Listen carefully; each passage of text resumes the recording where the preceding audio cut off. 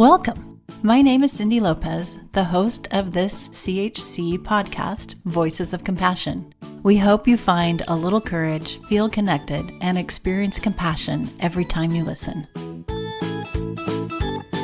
Join us for this Voices of Compassion podcast episode as we talk with CHC experts Dr. Emily Hsu, licensed psychologist, and Danna Torres, licensed marriage and family therapist, exploring the essential skill of distress tolerance for parents navigating the emotional roller coaster of raising children.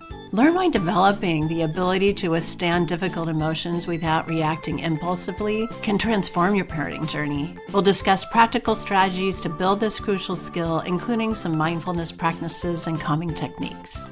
Discover how strengthening your distress tolerance models healthy emotional regulation for your children.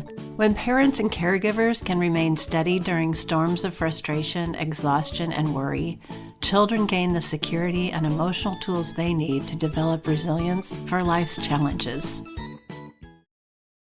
Welcome, Dr. Hsu and Danna. Before we dive into the conversation, why don't you take a minute to tell our listeners just a little bit more about yourselves? Hi, my name is Danna. I'm a licensed marriage and family therapist working at our Ravenswood branch.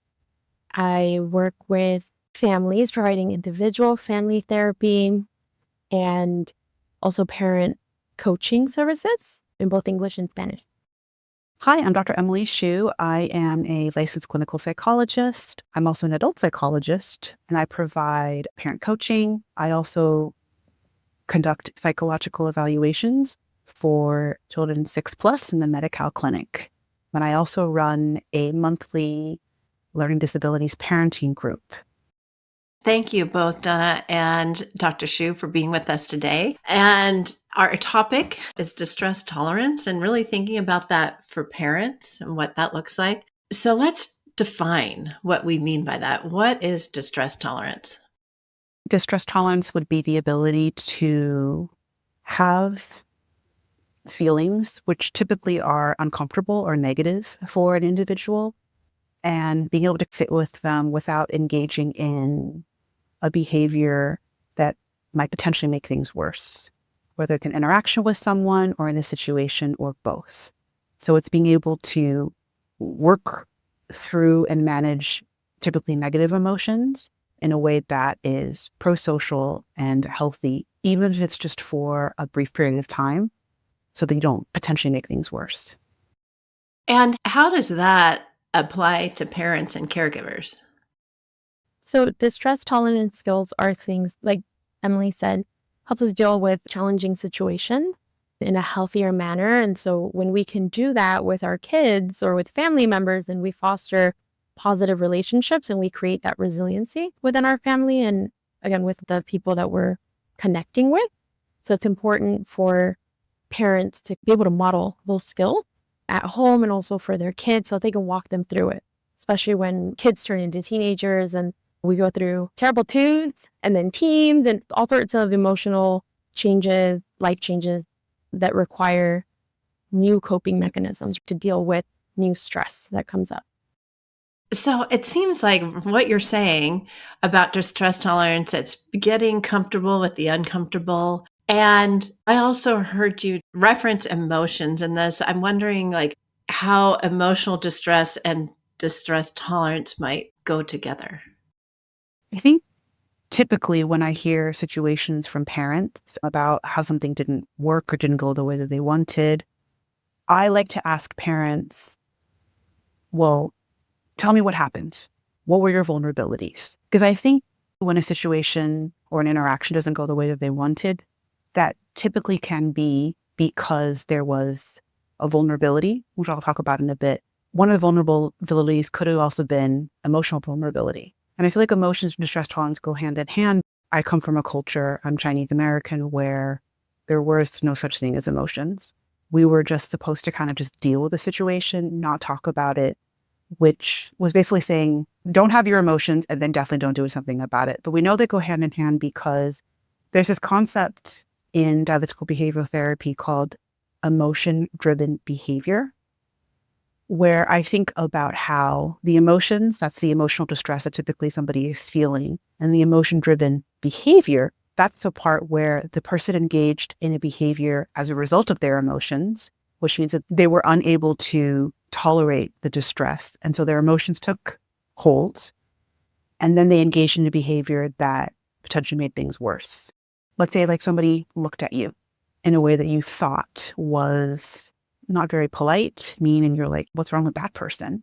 Same look could happen for like another person and be like, oh my gosh, that person thinks like what I'm wearing is not appropriate, or they think I'm ugly. We react to a lot of things in different ways. Even if it's the same look, we interpret it in different ways. And that can depend on, let's say I was trying out this shirt for the first time, this blue shirt that I'm wearing. I'm more of like a neutral color girl, and now I'm trying this blue colored shirt.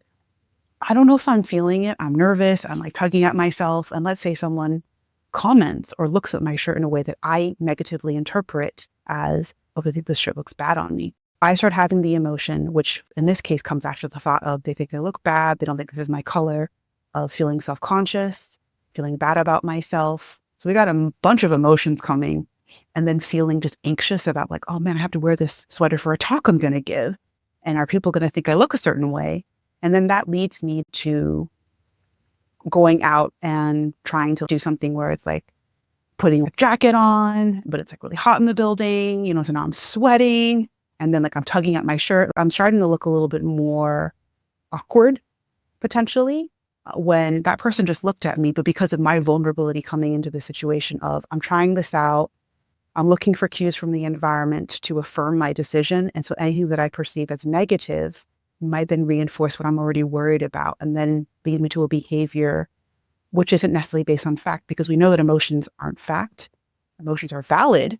They're not good or bad, but sometimes as a result of how we're feeling, which can be a vulnerability, that might then lead us to engaging in a behavior that makes things worse, which meant that if I didn't learn to sit with the fact that person looked at me, I'm feeling all these feelings right now, I'm going to sit with it. It sucks because no one likes to feel potentially terrible about whatever choice they made.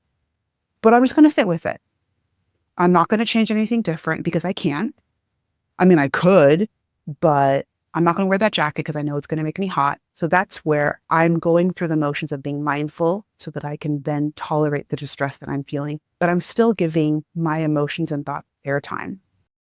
As Emily was mentioning, emotional distress and the distress tolerance, sometimes I give an example of a backpack that we carry and how much space we have to tolerate certain things, given the situation, the pressures, culture, our environment, interactions of what is happening for us in that moment and what are our skills. And maybe our backpack is really small and more of that emotion is going to come out because we might not have the skills or the capacity for whatever reason in that moment, right? Because it's a lot of moving pieces. And maybe later in the evening, once I've ate or once I've talked to my support system or once I've talked through these worries with someone, if it were to happen again, I have a larger backpack to deal with those thoughts because I was able to use some of those coping mechanisms. And I don't know what you think about this, Emily, but I feel like the backpack gets smaller and bigger as we go through the day and as we go through life, depending on the skills that we take on. And sometimes the emotional distress can be really big and it can overflow out of the backpack. And sometimes it fits just right, or there's a lot more space to deal with more things in that day. That's what I think of. I'm a visual person. But as you were saying it, I was visualizing it in that way. I appreciate that. I think that's a really great way of visualizing it, because as a visual person myself, it's helpful to know, okay, what do these terms mean? Like, what are some strategies? But then to be able to visualize what we're talking about, I think is really helpful. Because I think of it as, when you say backpack, I think it's something that one of my colleagues was telling me, and I just appreciated the way that she used this word. She was like, I don't have the bandwidth right now to be able to help you with X, Y, and Z problem because of X, Y, and Z on my plate. So I'm going to shut the door because I can't talk right now. And she was saying this to another colleague, and I really appreciated that bandwidth example, because I think nowadays most of us are familiar with the use of the internet. Do we have enough bandwidth or not? And most of us have used backpacks in our life. And do we get a backpack that was big enough? Or do we get one that was maybe like one from our sibling, a cousin? So sometimes not all of us are afforded the same sized backpack. Or sometimes we overstuff it. Or sometimes we know that the only way that we can continue is through taking things out of our backpack. But then we got to remember to also put it back in. So I appreciate that analogy, because I think going into this discussion, when I think about emotional distress and then I think about distress tolerance, which is why I like to talk about vulnerabilities a lot, is when I start off my sessions with my parents, I always ask, what are your vulnerabilities? What are you coming in with? Because I want to also give them grace, empathy for the fact that you came in with a lot. And now that I know that maybe you're tired, you're sick, I'm going to be a little bit more targeted, or maybe like shorter in terms of like what I'm going to tell you about. I'm maybe not going to go over X, Y, and Z because you told me that you were feeling sick. So that helps me know how to interact with you, which is in a way wanting me to teach parents, which I think is also a part of going into emotional distress and distress tolerance. I want parents to then have to facilitate that awareness of where are you at? Like, what are you coming into this session carrying? Which could be the backpack.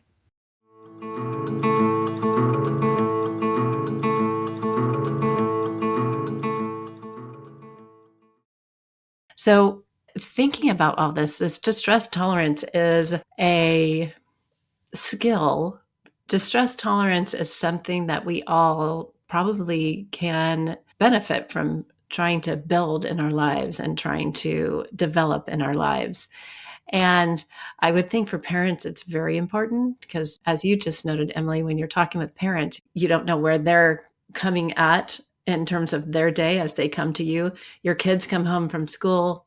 You don't know exactly what happened. You might have to do a little unpacking before you can really communicate with them. And you might be carrying stuff yourself as a parent. So why is it that we have a harder time with this idea of distress tolerance or building that skill or that muscle within us?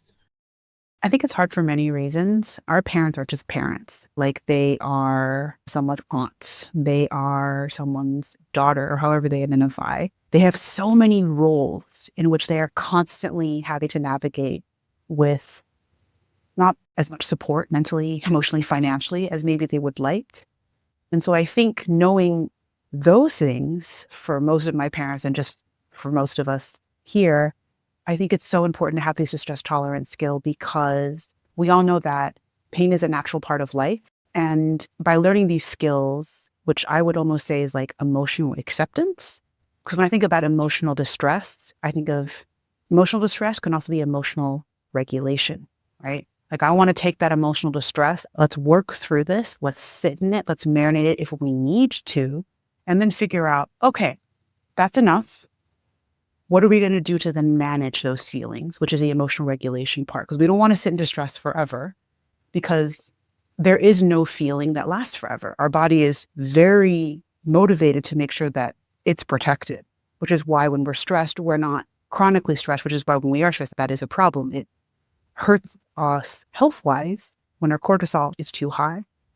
But I think it's important, speaking for parents, because if you can model being able to sit with your pain, which I think is super, super hard to do, knowing that they come in with all these vulnerabilities, it then helps children to recognize emotions.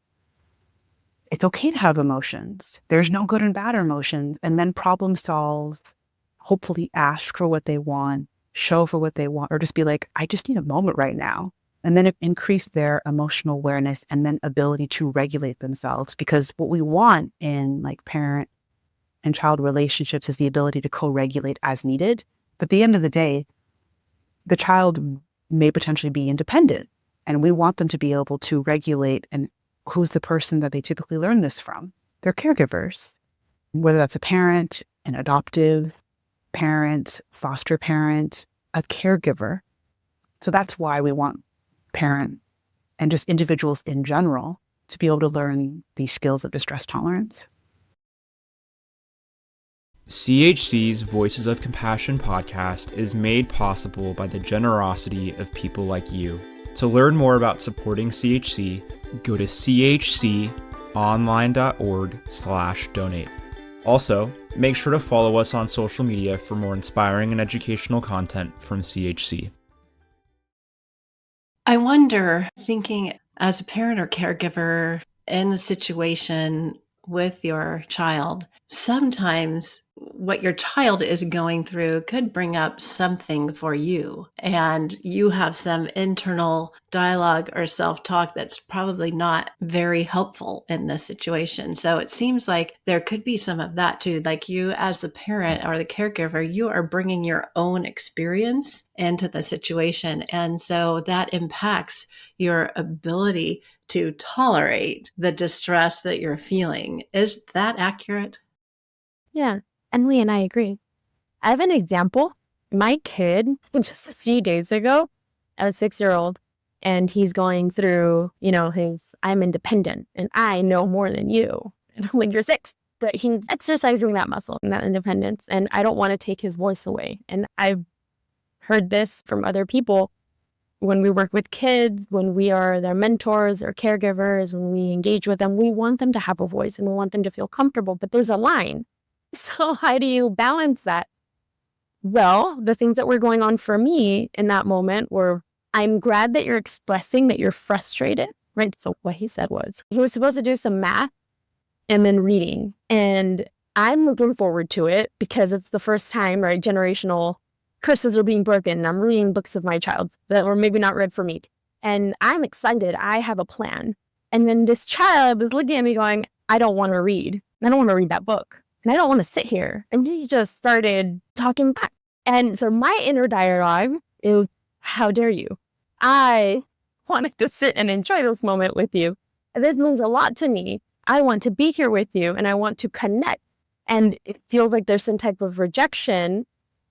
And so verbalizing it, saying it out loud, we know it might not have been that big of a deal, but it might feel that way for someone who maybe is trying to connect in a way that they weren't able to connect with their parents, and it means something more to them. And the kid is just living their best life.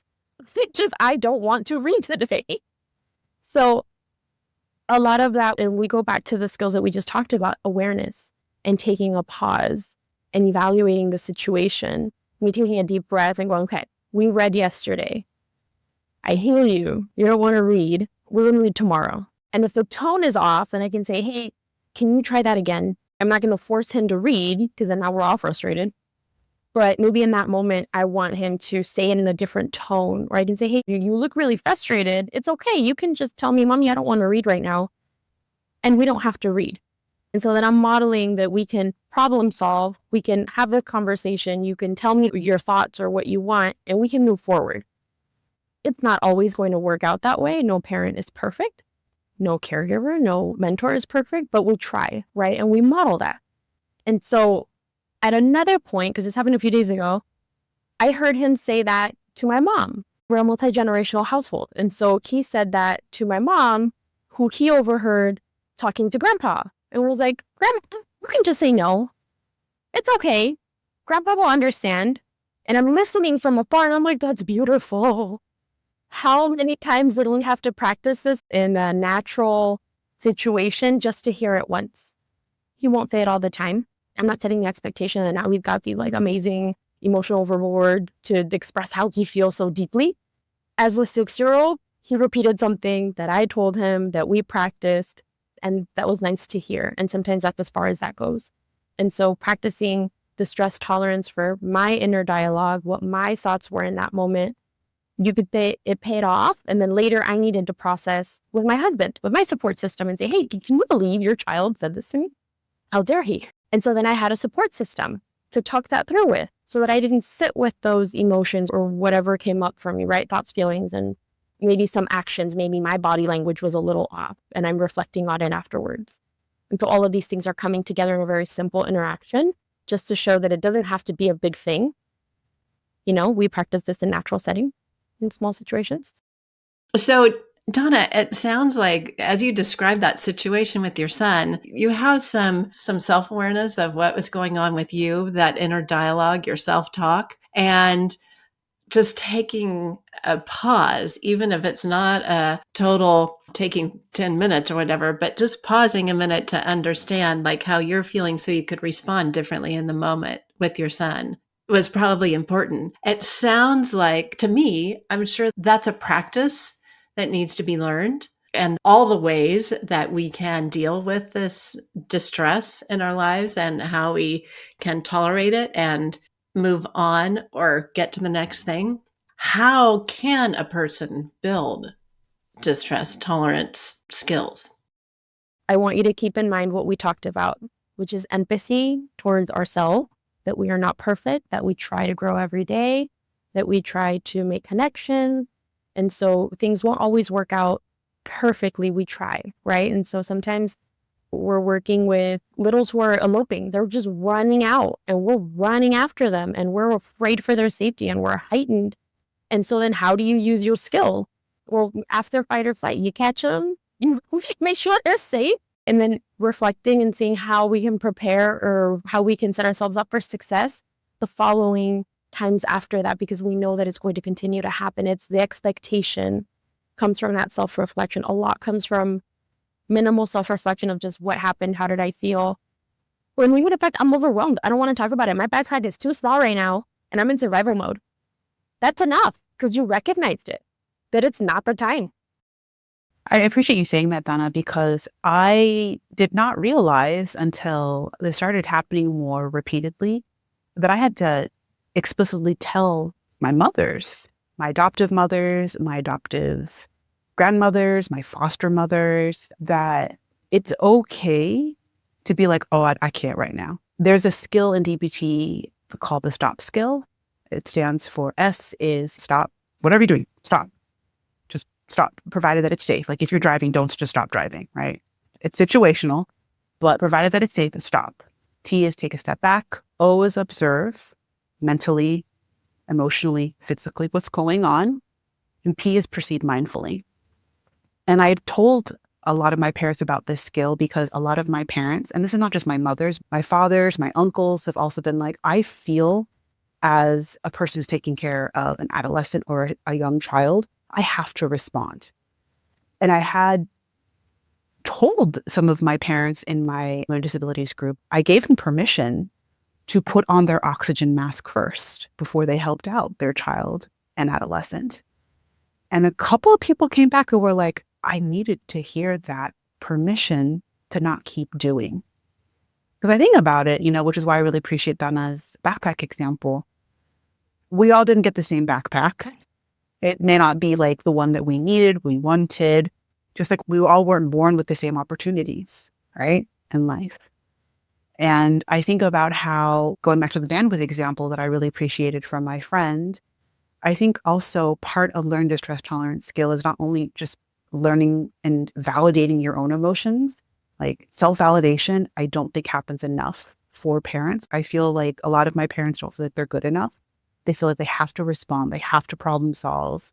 And I'm like, not always, because if you problem solve when you're not emotionally at your best, yeah, you still might have done the best job that you did, but also taking that step back and also letting the other child know, which is also very important. Using the stop skill, like I have a parent put their hand up, I have a parent say burro in Spanish, I have another person saying pineapple, because that's their word. This is their physical way showing, putting their hand up of, I can't right now. Emotions are running high. I can't engage in a way that's going to be effective. And I also think that's important to model as a form of distress tolerance and emotion regulation, because you're telling the child, no, you don't always need to respond. Just like Danna's example with her 6-year-old son, it's okay to say no.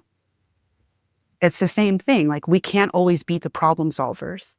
We can't always respond. And sometimes the best thing to do in a situation, especially when emotions are running high, is to not respond, provided that it's safe. Again, we don't want them to stop driving if they're like on the freeway, but maybe pull over and just be like, Mommy needs a minute. Because not everyone is going to be able to process right away and problem solve what happened. So you want children to also have that opportunity to be like, I'm overwhelmed right now. Or, no, I can't do it. And that's okay. I think that's why this is also a really important skill for parents and just individuals in general to learn when it comes to how to manage your distress. What is my emotion? Where am I at mentally, emotionally, physically? Can I engage in the way that I would want to engage, or is the best way to engage by disengaging? But at least doing a sign so that there is some sort of communication, whether with one word or like a hand signal that this is too much. Both of you have provided some great real life examples of situations in which parents really need to exercise their distress tolerance. But are there any other examples that you would want to share? Or situations in which it's not about distress tolerance, you just need to respond in the moment? Is there anything like that? There's a lot of techniques that you can use, but some of the techniques that I talk to parents about is there's grounding techniques that you can utilize, which is like if your emotions are too much, going inward to be like, oh, what am I thinking and feeling might not be where you're at, because we know that when we're emotional, typically the ability to problem solve effectively isn't always there, which is why I tell everyone, I believe in therapy. Everyone needs support. If you are a person living, you need support. You just need support. And so I would recommend therapy for everyone, and I hope everyone has access. But going back to some techniques, I would say a grounding technique, which is something that I like to do, is when like emotions are really high, we got to take the person outward. So I wouldn't say go meditate, don't focus on your emotions. I would say let's go outward. There's many different types of grounding. There's physical, there's mental, there is emotional grounding, where you literally can engage in this activity and nobody has to know. Your eyes are open, and basically you can do things like name as many people with black hair you see walking by. Oh, okay, that's one. That's two. It's kind of like, this might date me, but like the punch buggy, like when you would punch whenever you saw that. I thought of that as kind of like a distraction, maybe like a grounding kind of technique, but also sometimes like I say, this is also a technique where you can also ground by thinking about all the artists that you can name. I'm doing a lot more mental imagery, or you can even create your safe space. Like if you were to create your safe space that you could go to at any time, what would your safe place look like? Who would be there, if anyone? What does it smell like? What do you see? What do you feel? What do you hear? So I'm literally having them use all their senses with their eyes open to go outwards. Tip is another skill from DBT where you basically calm your emotions with temperature. So you kind of change the temperature. That one's my favorite. Yeah. I have a mom where, and maybe this might answer your other question, where she has a son with a medical diagnosis and she needed to decide whether or not she was going to bring him to the ER based on some symptoms. And she started very understandably freaking out. And her daughter came to me because I had consent to speak with the daughter and was basically like, I understand that she was freaking out, but I needed her to stop freaking out and we needed to go to the ER. But I didn't know how to get to her. I didn't know how to help her. And so we kind of took a step back. And this is with an example with someone. And if needed, I can, or maybe Danna can provide an example, like when you just need to go without somebody else present. But basically, I said to mom, come with a word so that the other person knows you got a tag team. Or like, I can't do this right now. You need to go. Right. And so that was where the word burro came in, where like she knew, like I said, burro, she put her hand up. She couldn't do it. And then I said, then what you're going to do is you're going to feel your face or look at it to see if it's red or if it's hot. So what you're going to do is, because you can change the temperature, you're going to splash cold water on your face. And you're going to see if you feel a little bit better. And better might be just like turning down the knob of anxiety or whatever, negative emotion, because we don't want to get rid of emotions, right? And noting if you need to do it a couple of times. The same thing with grounding. Sometimes people need to do grounding for 10, 15 minutes in order to be able to turn the dial down in their negative emotions. It's the same thing with tip. It's temperature, intense exercise. But of course, like that's for certain individuals. Like if you have an eating disorder, intense exercises may not be the protocols for you. Paced breathing. We also progressive muscle relaxation. So those are just some of the things that TIP stands for. Danna, do you have any other distress tolerance strategies or an example of when you just need to respond in a situation? I do. So actually, my son, because kids are wild, we put a slide in the living room and we took it out after this incident. he hid himself in the corner of something when he jumped off because he decided it would be fun to jump off. And this kid, he was 2 at the time. So we were scared. He was bleeding. I wasn't taking care of him in that moment. It was my mom. And so my mom was very upset, very scared. She told me, and then I'm like an hour away, and I'm also very freaked out. And so in that moment, something that we've practiced before, because this is something that we both do, we get scared, right? I mean, it's a child, and we don't know where the bleeding is coming from his head, or how deep it is. And taking a deep breath was not going to help. Like, take a deep breath. It's just like, I can't, I'm scared. So for her, it was tactile. So she needed to physically go see him, and she was afraid to go see him. And she didn't want to make him more fearful by touching all over and not really having a place to touch him. So when she called me to tell me, Danna, this happened, I said, okay, where? I don't know. Okay, I need you to take a step back, look at him, and try to follow the blood with your finger, right? Softly. And she found it, and it was a little nick that looked worse than it was. We didn't really find that out until we went to the ER. But in that moment, she was like, oh, okay, I'm going to put some Vaseline on him, and I'm going to clean him up, and I'm going to help him because he's crying, and it's his crying that's upsetting me.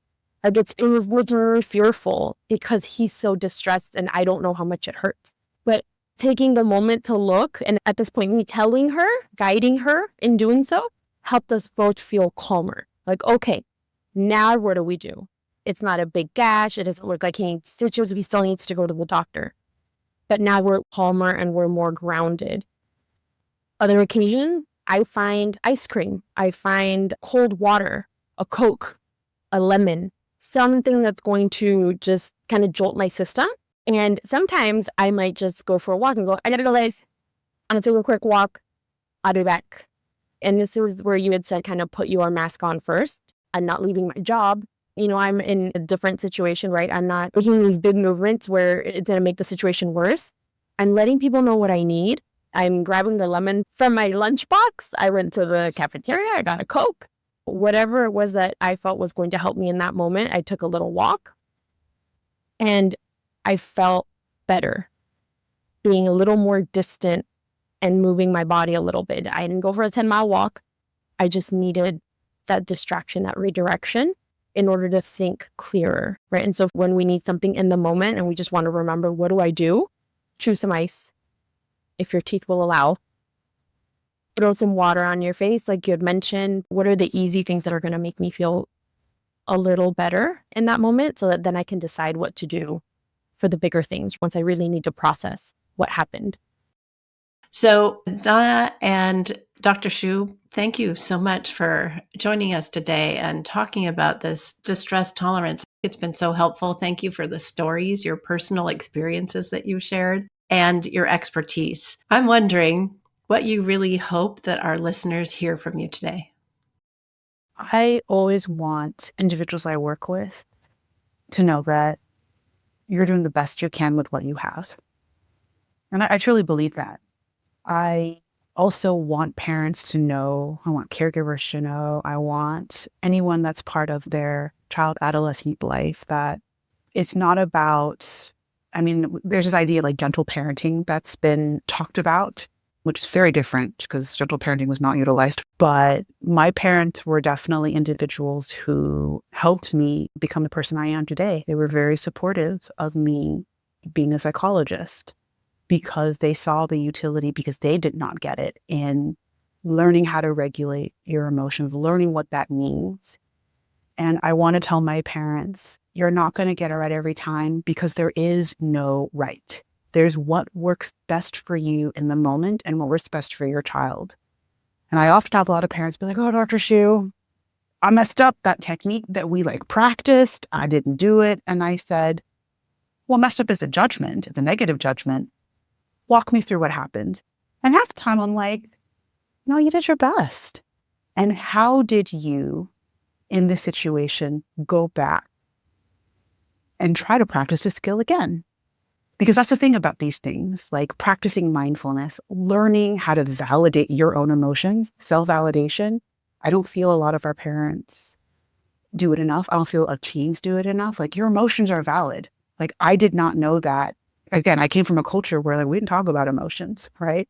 So I didn't know that it was okay to have all different types of emotions until I came into this field.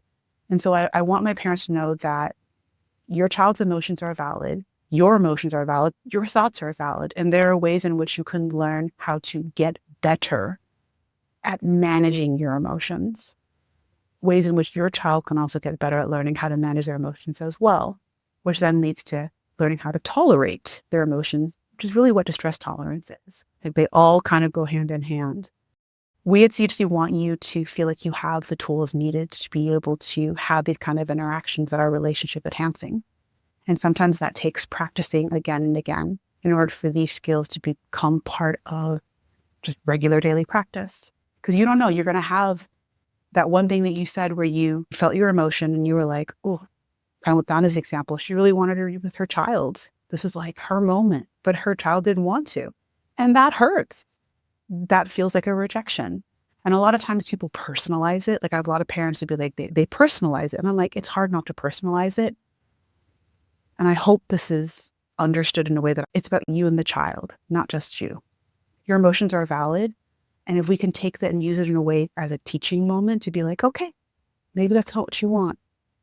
Mommy was hoping to be able to read with you, but I understand that it seems like you want something else, right? Exploring that. We're just being like, okay, seems like you need a moment right now if you just can't.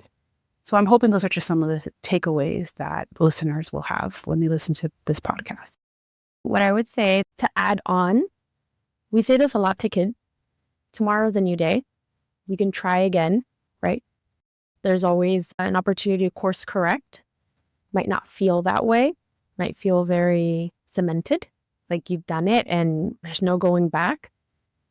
Granted, there are things that sometimes are very hard to take back or to live with, or things that we've said. For the most part, it's important to normalize emotion, practice these skills when you don't need them, right? You want to practice them during exciting moments, during typical small interactions. It's kind of like the exercise, right? Like, you're just preparing that muscle for when you really need it, and then you just do it naturally without having to think about it because you've practiced it. And so making sure that we're practicing whatever's going to work for us and wherever we want to start in our day-to-day whenever we get a chance.